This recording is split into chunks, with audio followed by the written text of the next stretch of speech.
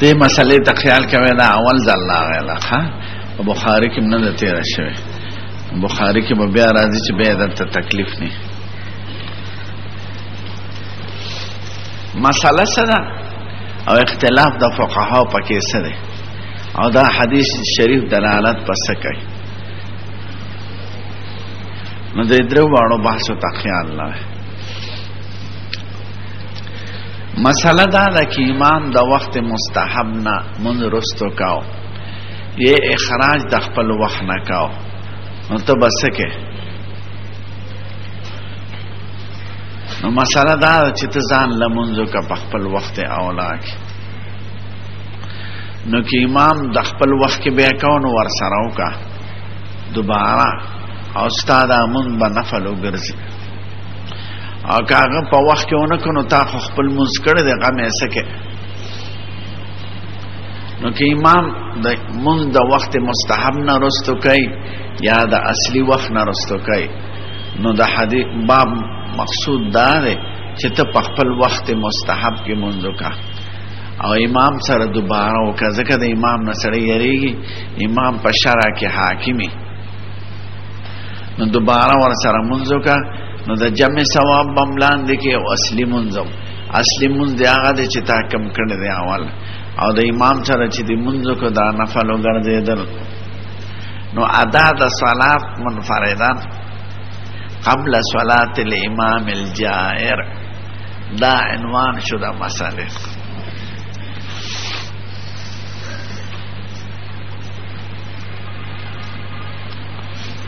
دې باره کې فقها سوي دریوانه مذهب یو طرف ته دي زموږ امام صاحب او اصحاب بل طرف ته دي دریوانه امامان وي حضرت امام مالک او شافعي او احمد صاحب چې پنځواړه منځونو کې عاده کول شي دا د ضرورت شرعي د وجه نه دي نو سبا من په اول وخت کې وکړه کې امام په خپل وخت کې وکړ ورپسې دوباره وکړه ماسپخین مازیګر ماښام ماسخوتن پنځواړه منځونو کې عاده کول شي من به دوباره کې او دا دویم منځ د نفل وګرځید کاغي په خپل وخت کې وکړه زمون فقه حنفی کې د امام الجور مسله نشته دا جزئیه نه ده ذکر البته بل جزئیه ذکر ده چې دې صورت تراجی کې دي شي هغه دا ده که سړي ځان لمونځ کړي په دې خیال چې جمع جوړه شوې ده او دې راغه جمع تیار وه نو دې به دوباره جمع سره مونځ کوي که به نه کوي دا مسله زمون په فقه کې ذکر نو زمون مذهب علی العموم دا دی چې دو منځونو کې عاده کولی شي درو کې به نه کوي ماسپخین کی کولی شي او ماسخوتن کی سبا او مازیګر او ماښام کی بنا کوي او خات مکروه کی به عاده نه کوي او ماښام نه پس اگر چې وخت مکروه نه دی او کدی د امام سره 3 رکعات کوي نو 3 رکعات نفل نشته ذکر دی خو به نفل کوي فرض هغه دی چې د کړی او کو ور پسې وکي یا سلور کوي نو مخالفت د امام ناراضي البته امام ابو یوسف نه روایت دار چې نیت ته وتړي د ماخام خو سلورم دی ور سره یو ځای کی ځکه نفل وتر ني نو اصل مذهب دا شو که سړي ځان لمز کړي راغه جمع ولا نو د ماسپخین او ماسختن هغه کې به عاده کې د درو کې بنه کوي او د امام الجور مسله نشتا خدا په امام الجور کې مجاری کې دي شي کتا ظالم امام هغه وخت مستحب پر خوده په وخت غیر مستحب کې مسکاو یہ وخت کې ډېر غلطی کوله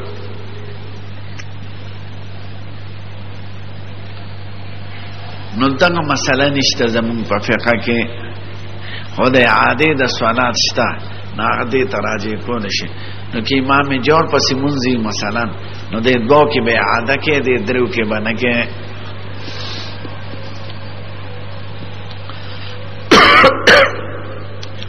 هغه اعاده د منځ په پنځو واړو کې وای موږ اعاده د منځ په دوو کې وایو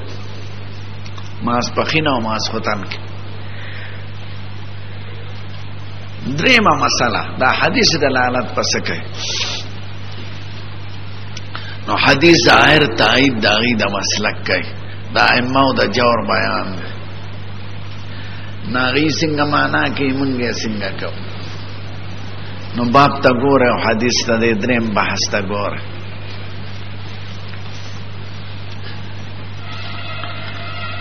با ما جاء فی تعجیل الصلاة اذا اخرها الامام تب تلوار کې پموز کې کی امام رستقاو نو تلوار دار چې ځان لوکا حدثنا محمد الموسى البصري قال حدثنا جعفر بن سليمان الضبعي عن ابي عمران الجوني عن عبد الله بن الصامت عن ابي ذر حضرت ابو ذر غفاری نم جندب ابن جناده ده دا چې کوم صحابه په کنیه مشهور دي کنه نو د دوی نمونه زده کې ابو طلحه زید ابن سهل ابو هريره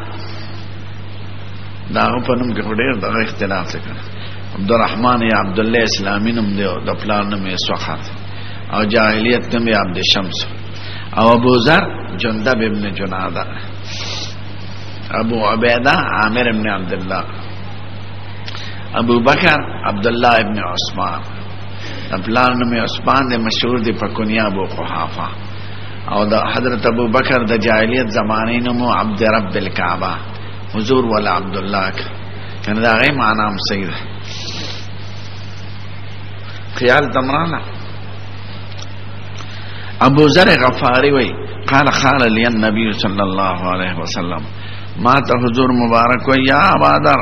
عمراء يكونون بعدي زمانه پس په امیران نازي یمیتون الصلاه من بمړکای نو د مړکولو دو معنا کې شوافه معنا ده چې یؤخرون حان اوقاتها المستحبه مستحب اوقاتنا بیرستو کوي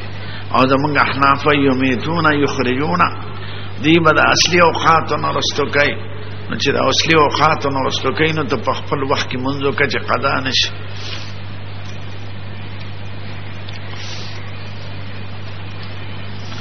او دا چې نو وویسه مو علماء لیکلي دي شوافیو چې دا سه عمره خو نه تیر شوی چې د منځه د وخت هم رستو کړی او په خپل حافظ ابن حجر اسقلانی او حافظ بدر الدین عینی او څه شارحین لیکلي چې ډیرو امارو د خپل وخت نه منځ رستو کړی حجاج ابن یوسف په خطبه لستله د ماسپخین وخت بوت نو د مسلمانانو په اشاره د ماسپخین منځ هغه پس به د نفل نیت وکړه یمیتون خو به ظاهر مړکول ته وای خو نو یمیتون معنا یؤخرون حان اوقاتها المستحبه فصل الصلاه لوقتها تمز په خپل وخت کې وکړه یعنی ځان لا فین سلیت لوقتها کفرس کاغه په خپل وخت کې ادا شو كانت لك نافله نو استاد منځ هغه پس نافله شو نفل شو وإلا که پخپل وخدا نشو نو كنت قد احرست صلاتك تا خپل منځ جمع کړي دي حافظ تا جمع کړي جماعت او حافظ تا او ادیتا تا خپل منځ پخپل وخدا کړي دي غمه مکه نو دوی د حدیث معنا دا سکی چې مقصد د سید الکائنات دا ده کدا سه ظالم امام چې وخت مستحب نماز رستو کوي او ستا په وسنی نو ته په خپل وخت مستحب کې منځو کا او دوباره کاغه په وخت کې مسکو نو جمع ور سره وکا ځکه که جمع نه کینو به ته په محل د اتاب کې راځي یریږي ته مستعد دویم من بنفل شي او دوی وای چې حدیث مبارک تخصیص ته او صلات نه راغله نو عاده په ټول منځونو کې کول شي احناف فیشان ورشا صاحب داسې معنا کوي چې ته پزړه کې اهتمام د صلات کاوه خیال کاوه نو کې امام داسې چې په خپل وخت کې ادا کړ نو تو ور پسې منځو کا دا سه نه چې هغه تا مخ کې منځ کړي دا تیارې ذهنی یادې ذهنی طور سره ته د خپل منځ د فکر کاوه نو کې ایمان په خپل وخت کې وکړو نو تو ورپسې وکړه اګه په خپل وخت کې نه کوو نو تا خپل منځ به وکړي ته په خپل منځ کې نو حکم د عاده عملا نه دی حکم د تیارې ذهنن دی بے پشان ورشا سے اعتراض واردیږي چې ته معنا د رسول الله د حدیث تا چې ذهن کې ته تیار اوسېږي اهتمام کوا نو تکل لک نافله معنا سره نافله خو تقاضا ده دی کې چې مونږ ته وکا نو امام سره د مونږ دا نفل وګرځید او چې ته نه ذهني تور سره تیار اوسېږي نو چې امام سره مونږ کې خوستا اصلي مونږ شو فرض مونږ شو نو به تکل لک نافله معنا سره دا په سوال ناغه دا جواب کړل چې نافله کله په معنا د زیادت اجر راځي نه په معنا د نفل اصطلاحي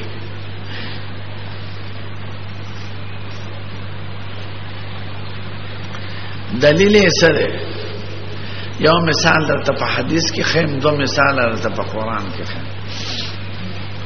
حضور مبارک وي په حدیث صحیح کې راشي چې سړی او دسو کې پکور کې صحیح او دس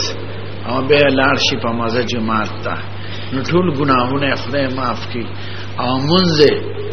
نو کانت صلاته له نافله هغه منځ د لپاره زیادت اجر شو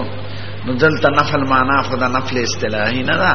معنا خدا خو فرض ادا کړو او نافله معنا زیادتن فی اجرک دا د زیاتې شو ګناهونه د خپاو د سو په ذهاب او په ایام معاف شو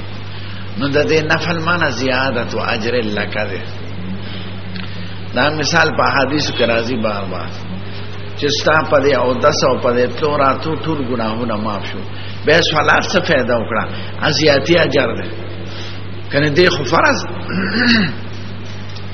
او حدیث کې ورته نافله تنوین شي د مثال تهجد من مبارک د علماء اختلاف ته ډېر علماوی په حضور باندې تهجد من فرض خو خدای ورته نافله تنوین ومن الليل فتهجد به نافله لك عسى ان يبعثك ربك مقاما محمودا نو د دې نافلین مراد نفل اصطلاحي نه ده نافله زیادتا فی فرائضک دا ستا په فرض کې زیاتې ده تا باندې دا مستقل فرض دی نو تهجد تنافله ویلې ده حال دا چې تهجد مون پاغه فرضو نو دلته نافله په معنا د زیادت اجرک و زیادت فی فرائضک دا یو مثال دې مثال د قران شریف کې خدای پاک وی وحمنا له اسماعیل و اسحاق نافله منګ ابراهیم علیه السلام له اسماعیل ورک او اسحاق و یعقوب نافله کنه وحمناه لإسحاق من بعد إسحاق يعقوب نافلة آیات داسه من ولې اسحاق ورکو د اسحاق نفسم یعقوب ورک نافله نو دلته یعقوب نافله خو په معنا اصطلاحي نه ده دلته خو نفل نه جوړيږي نو نافله معنا زیادتن فی الهبه والعطیه والمنه والاحسان دا زیاتی احسان نور سره وکړه ځکه هغه دعا د یو ځوی کړي و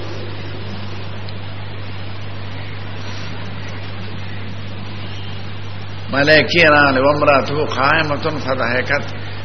فبشرناه باسحاق ومن وراء اسحاق یعقوب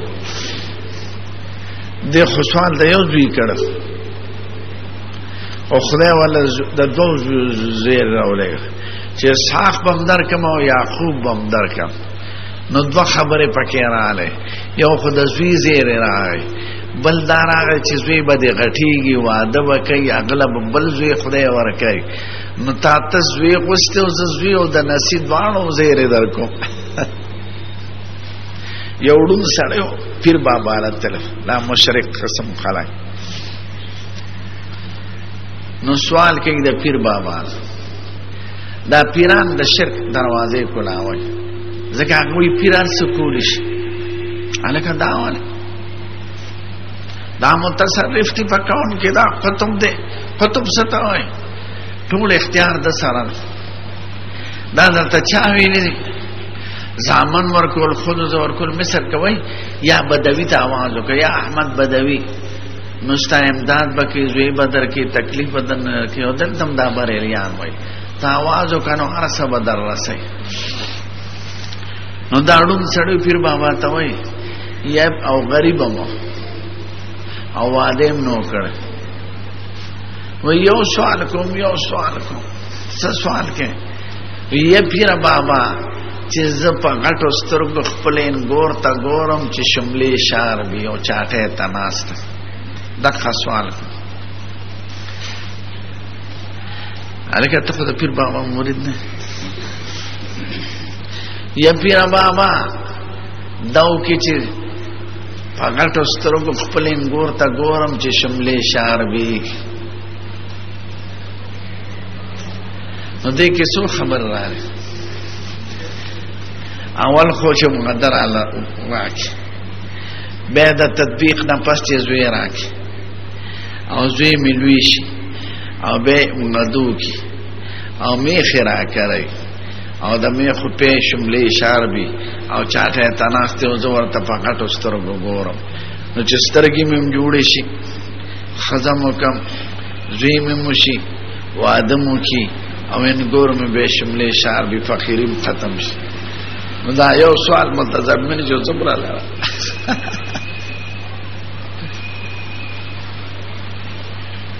دا وای د دې بریلیانو کتابونو کې دا اولیاء متصرف دي او فالمدبرات امران ما دغه دي یا د خدای بندگان شرکم صفات کړه چې تاسو ورته داخل پتم دې ته وای چې پټ سلور واره ګټونه د دنیا د په اختیار کې او خلق سره دا کوي دا داون او دا خطب عالم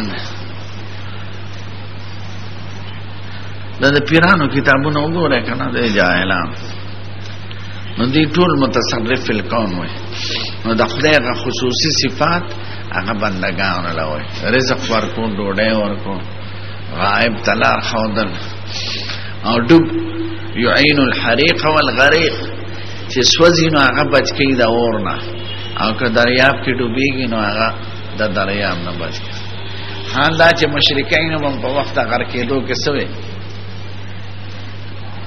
دعوا الله مخلصين له الدين فلما نجاهم من البر اذا هم يشركون دا پیر پرس خلق خپل پیرانو نه ټول دا تصرف کائناتو کې وای الکه دا درته چاره خدای درته ویل دي رسول الله مبارک ویل دي صحابه کرام ویل دي دا قربان د شمفلان کی پیر لیکل دي پتندر دی ولګي دا غفیر مو خو د پیرانو دا پیرانو زه مخالفه چې خلق ته بدعات او نور خو بزرګي خو خبره ده تزکیه د نفس او د باطن صحیح تصوف چې د شریعت د قواعد سره موافقي هغه موږ د ټولو علم دی او عمل له او چې څوک د شرکیات خرافات بدعات رسومات کوي عرف شریف کوي او د خبرونو امداد غواړي دا مې بدی شي د خنزیر نه نو دا مې دې پورې ته وې چې نافلتن په معنا د زیادت او اجر نه غلده نو شان مرشا سے وې د حدیث معنا دا ده چې عمره برازي خو ته د خپل وخت خیال ساته که منځغي په خپل وخت کې کاونو تم مر سره کاوه به منځ دې نه کړي اوس دې ته نفل څنګه وای دا ستاسو عادت اجر شو منځ خو دې فرض دی خو اجر د الله خدای بزیات پدې درکې چې ستا په ځړ کې اهتمام دې د ایمان او که خپل وخت کې ونکه نو به خپل منځان لوک وی آدم په ټول منځونو کې نه کې دا غي وجه دا چې د درو زمون پنځه اوقات په قسمه دي یو ته مکروه وي بل ته ممنوع وي نو درې اوقات ممنوع دي لکه وخت طلوع وخت غروب او وخت استوا او دو اوقات مکروه دي نماز په مازیګر نه پس او د سبا نه پس د مکروه کې نفل او سنت نه کیږي او فرض او قضا او واجبات لعینه کیږي او په ممنوع اوقاتو کې ټول منځونه نه کیږي بغیر د الا عصر یومهینا. دا ګرانه مسله ده، دا به ما چېرته بخاري په نن ودرو نو دغه ته خیال کوي سال برته دا بیان. نو احناف معنا دا کې چې ته اهتمام قلبي کوو د منځ، نو که بادشاہ په خپل وخت کې کوو نو ته به ور سره وکړې او ستا به دا منځ زیاتي ثواب شي. او که بادشاہ د خپل وخت نه رسته کوو نو تا خو خپل منځ په خپل وخت کې کړی دی، نو غمې مه کوه. نو که د اعادې نوبت راشي نو صرف دو کې به کې اعاده دی، باقي درو کې به نه کې، ځکه یو مبیح دی یو محرم دی. نو دا حدیث دلالت په اباحت کوي او احادیث د تحریم او د منع تواتر ته رسیدلي دي. نو موږ ترجیح محرم لره ورکړې ده نه مبیح لره، او دوی ترجیح مبیح لره ورکړې ده نه محرم لره. بس ته کوه خدا بلوه او با ما جاء فی النوم عن الصلاة، سړی د مونږ نو د پاتې شو.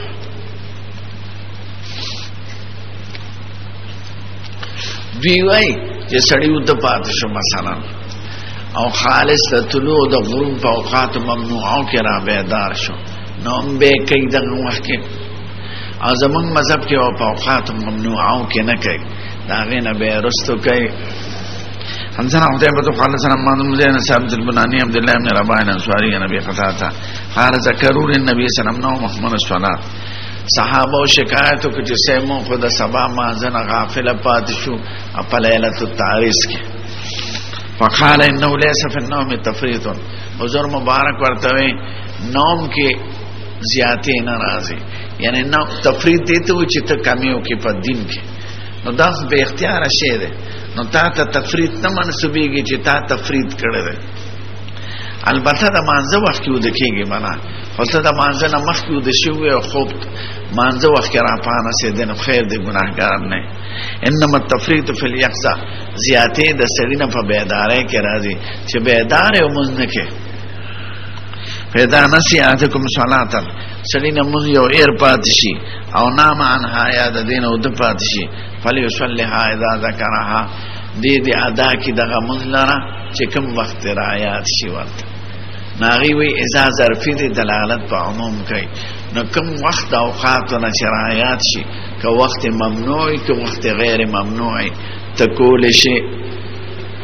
مونږ وای وخت مکروه کې کېږي، اخو ځکه د قضا دپاره هغه مکروه نه دی، او په وخت ممنوعو کې به نه کې الا عصر یومه.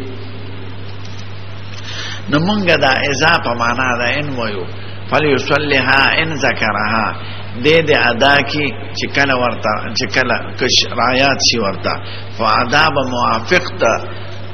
د قواعد او د شرایطو کوي، او په جمله او قواعدو کې صحت د وختم دی. اوس دا یو سړی راویښ شو نو دی با قصات مسکې کنه او د شاردام بم کوي او استقبال د قبله بم کوي.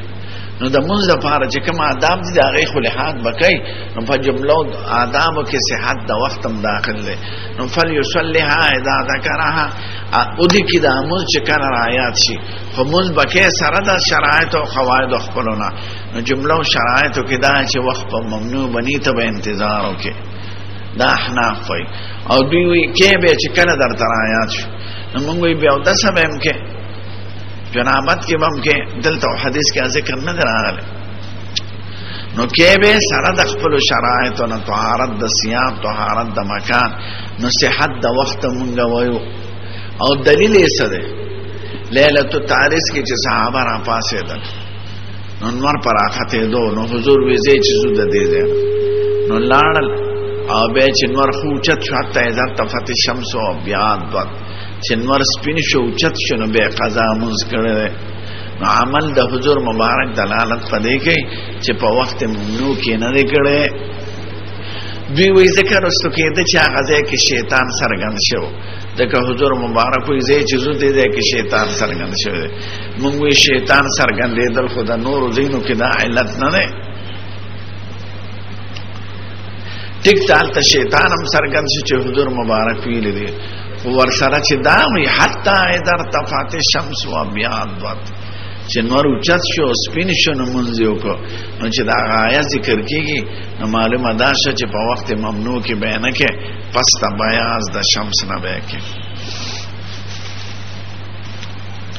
وفي الباب عن المسلم وابي مريم بن المسلم وجبير بن مطعم وجحيفة عمرو بن أمية الزمري وذي مخبر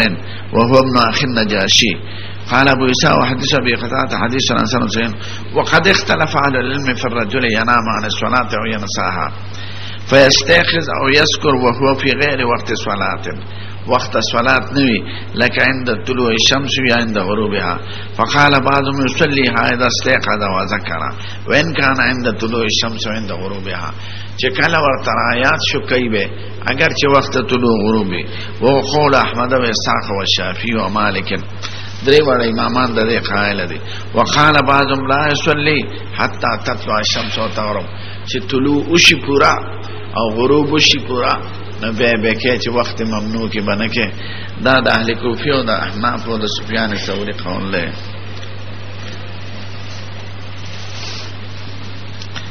دا بلم دی با ما جاء في الرجل ينسى الصلاه د نسيان او د نوم یو مطلب دی او حکم یو دی.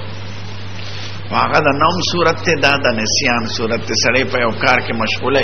او مستیر شي حکم یو دی. انسان قتيبة بن معاذ قال انسان ابو عوانة حضرتان وسن قال قال رسول الله صلى الله عليه وسلم